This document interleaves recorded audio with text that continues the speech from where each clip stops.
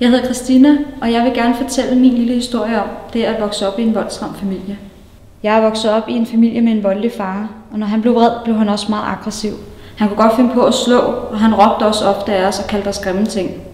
Det var ikke særlig rart at vokse op i, og man vidste aldrig, hvad man skulle være på vagt overfor, og man vidste heller ikke, hvilket humør han ville være i, når man kom hjem fra skole. Jeg husker tydeligt en gang, at jeg havde glemt mine nøgler på min skole, og bare tanken om at skulle hjem og fortælle ham, at jeg havde mistet dem, gjorde, at jeg fik kvalme og ondt i maven. Jeg tog hjem og fortalte ham det, og han bedte mig om at tage tilbage på skolen og finde mine nøgler, og jeg skulle ikke komme hjem uden. Jeg kunne ikke finde de nøgler. Jeg begyndte så småt at liste hjem, og som jeg frygtede, blev han rigtig vred.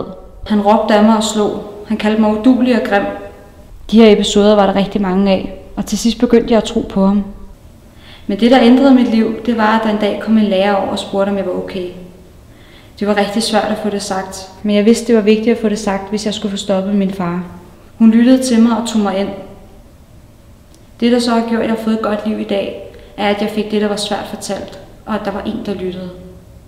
Ingen børn har fortjent at vokse op i en familie med vold. Derfor er det vigtigt, at du får det, der er svært sagt, og det er også vigtigt, at du lytter, hvis der er nogen, der har brug for det.